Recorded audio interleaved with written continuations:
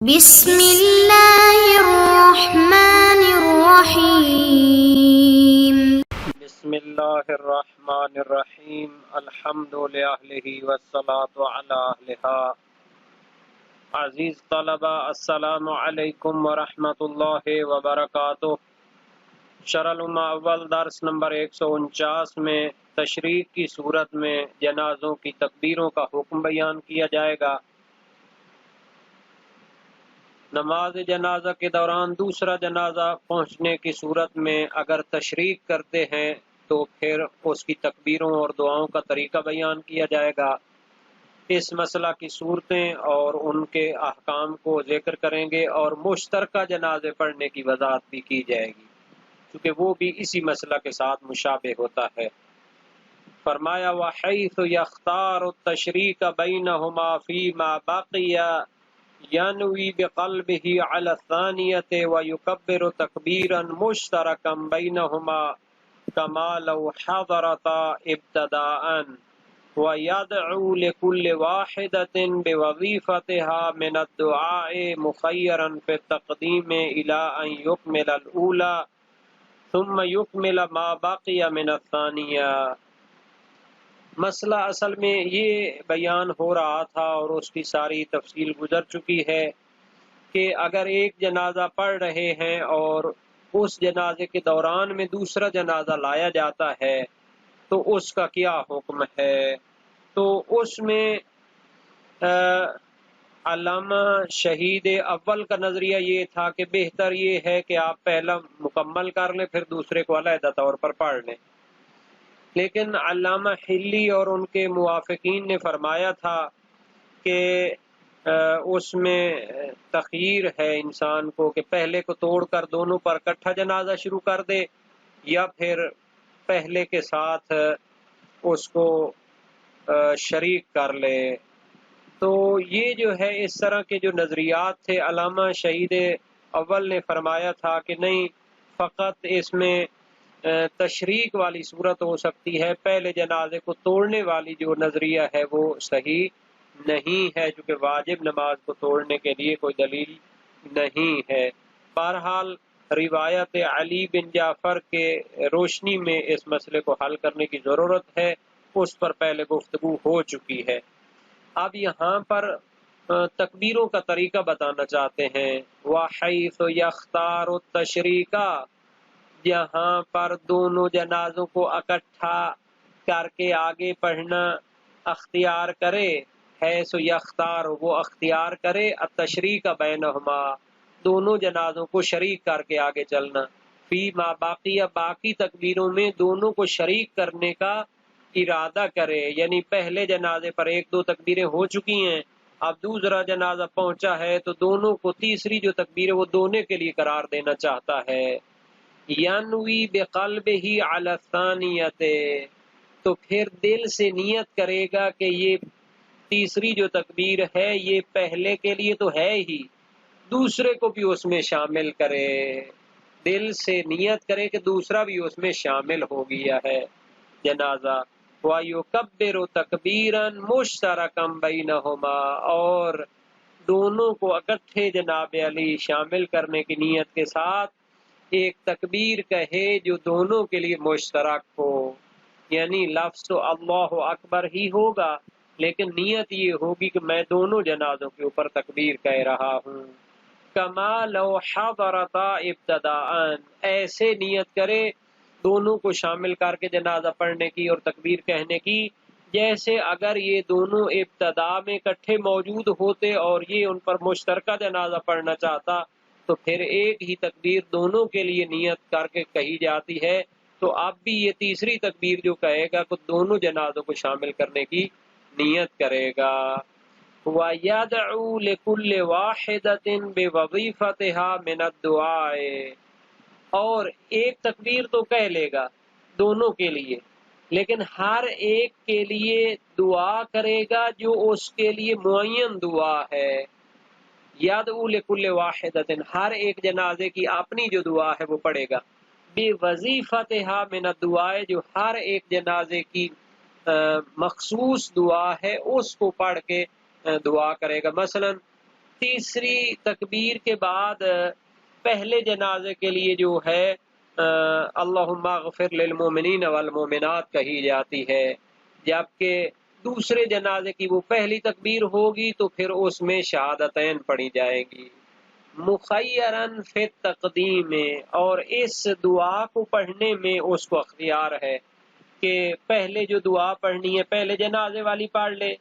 یا پہلے دوسرے جنازے کی دعا شہادتین والی پڑھ لے اور اس کے بعد پہلے جنازے کی جو دعا ہے اللہم اغفر للمؤمنین اس کو پڑھ لے۔ یہ اس کو اختیار ہے کہ کس دعا کو مقدم کرنا چاہتا ہے۔ الی ان یکمل الاولی، یہاں تک کہ وہ تکبیریں اور دعائیں جو ہیں وہ کہتے ہوئے پہلا جنازہ مکمل کر لے۔ تو پہلا جب مکمل ہو جائے گا اور اس کی دعائیں ختم ہو جائیں گی تو پھر وہ نیت سے خارج ہو جائے گا۔ ثم یکمل ما بقی من الثانیۃ، پھر وہ دوسرے جنازے کی جو تکبیر ہے اور دعائیں بچی ہوئی ہیں ان کو اس کے اوپر کہے گا۔ تو یہ جناب علی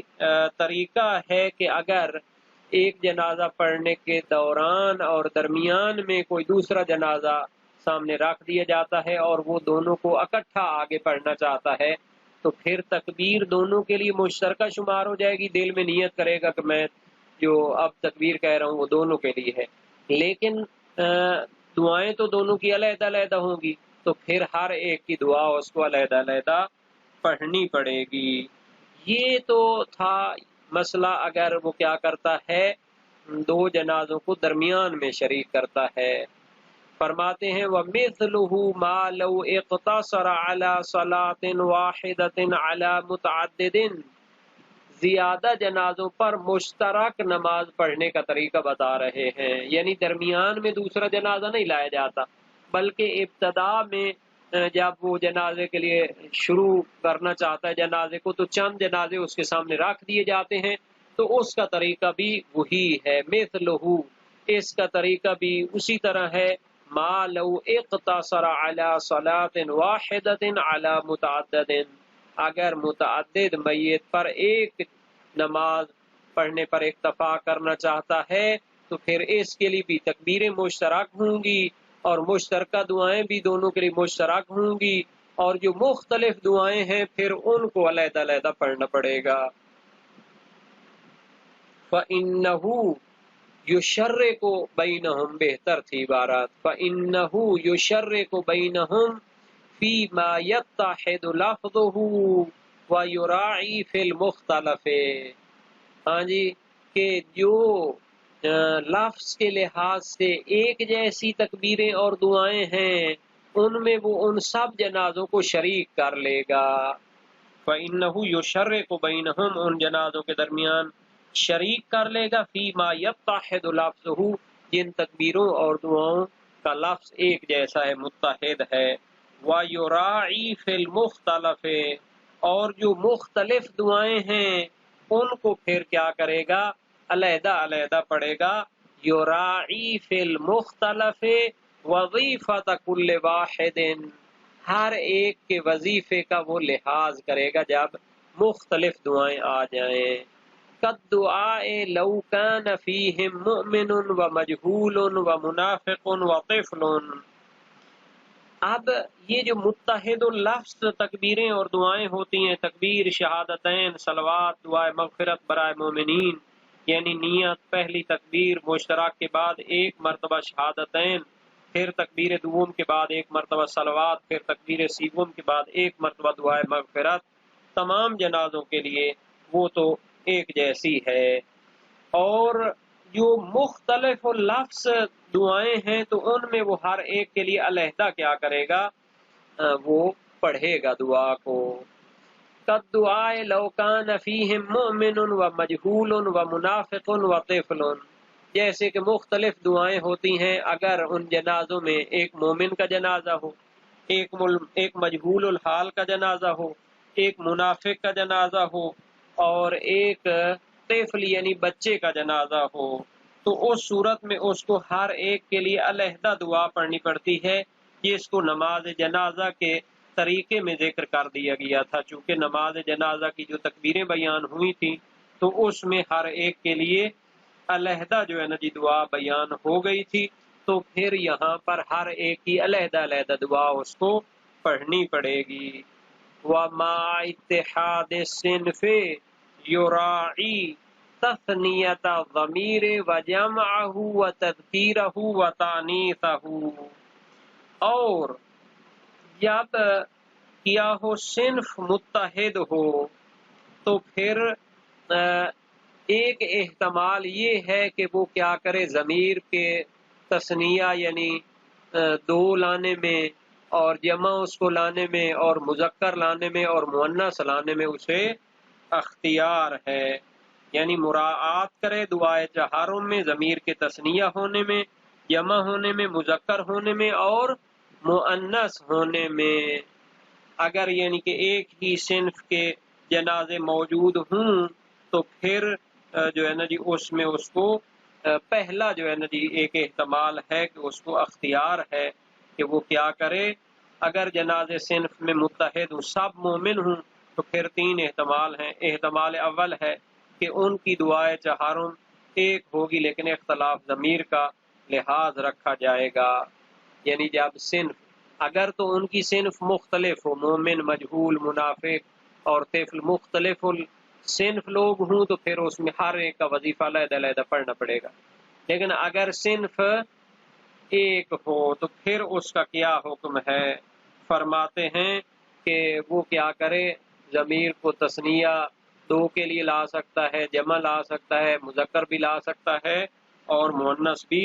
لا سکتا ہے، یہ پہلا احتمال ہے۔ او یذکر مطلقا مؤولا بالمیت، یا ضمیر مذکر کی لائے سب کے لیے مطلقاً۔ مطلقاً کا معنی کیا ہے؟ خواہ تمام جنازے مرد ہوں یا عورتیں ہوں۔ مؤولا بالمیت یعنی تمام جنازوں کی وہ تعویل کرے گا میت، یعنی حاضر میت پر میں کیا کرتا ہوں، دعا اس کے لیے کر رہا ہوں، تو سب کے لیے چونکہ تعویل میت کی ہو جائے گی، اس میں عورتیں بھی شامل ہوں گی تو بھی اور مرد بھی ہوں گے تو بھی اس کے لیے مذکر کی ضمیر لائی جا سکتی ہے۔ او یؤنث مؤولا بالجنازۃ، یا پھر سب کے لیے ضمیر مؤنث کی لائے تعویل کرتے ہوئے ان کی جنازہ کے ساتھ، یعنی مثلا دعا چہارم جو پڑھی جا رہی ہے مغفرت کی دعا، تو وہ دعا کرتا ہوں یعنی مغفرت فرما حاضر جنازوں کے لیے، تو پھر جنازہ چونکہ لفظاً مؤنث ہے تو اس کے لیے ضمیر بھی سب کے لیے وہ مؤنث لائی جا سکتی ہے، چاہے جنازے میں مرد بھی موجود ہوں چاہے جنازے میں عورتیں بھی ہوں۔ والاول اولا، آگے شہید ثانی فرماتے ہیں پہلا احتمال کیا ہے، بہتر ہے۔ پہلا احتمال کون سا تھا؟ یعنی ان کو کیا کرنا، مراعات کرنا بہتر ہے، تو یہ ہو گیا جناب علی اس کا معنی۔ احتمال اول بہتر ہے، مذکر میں رعایت کرے مذکر ضمیر کی اور مؤنث میں رعایت کرے مؤنث ضمیر کی، یہ بہتر ہے۔ اور اس جملے کے معنی میں جناب علی احتمال دوم بھی ہے کہ تعویل بالمیت بہتر ہو تعویل بالجنازہ کی نسبت، کیونکہ کلام عرب اور روایات میں لفظ میت کا اطلاق زیادہ ہوا ہے لفظ جنازہ کی نسبت، تو بہرحال زیادہ بہتر جو احتمال ہے وہ وہی ہے کہ جو صنف اگر ایک ہو تو پھر ضمیروں کا بھی وہ کیا کرے، لحاظ کرے مذکر مؤنث کے حوالے سے، اگرچہ شارحین نے اس میں دوسرے احتمالات بھی دیے ہیں الاول سے مراد ہونے میں۔ تو بہرحال مومن وہ ہوتا ہے جس کا ایمان پختہ ہو، مجہول وہ ہوتا ہے جس کے ایمان کے بارے میں زیادہ معلوم نہ ہو، اور منافق وہ ہوتا ہے کہ جو دل میں کیا رکھتا ہو، بغض وغیرہ رکھتا ہو اہل بیت سے، اور طفل وہ جو بچہ ہے مسلمانوں کا وہ فوت ہو جائے تو پھر ان کے جنازے میں ہر ایک کے لیے علیحدہ جو دعائیں معین ہوئی ہیں تو ان کی طرف یہاں اشارہ کرنا چاہتے ہیں۔ تو خلاصہ یہ ہو گیا کہ چاہے درمیان میں جنازوں میں تشریک کرنا چاہے یا ابتدا میں چند میت پر جنازے ایک جنازہ پڑھنا چاہے تو مشترکہ تکبیریں اور مشترکہ دعائیں تو نیت کے ساتھ سب کے لیے پڑھ دے گا ایک ہی مرتبہ، لیکن جو مختلف دعائیں ہوں گی لفظ کے لحاظ سے تو پھر ہر ایک کے لیے علیحدہ وہ دعائیں پڑھنی پڑیں گی۔ جہاں تک ضمیروں کا تعلق ہے تو ان میں وہ تعویل وغیرہ بھی کر سکتا ہے۔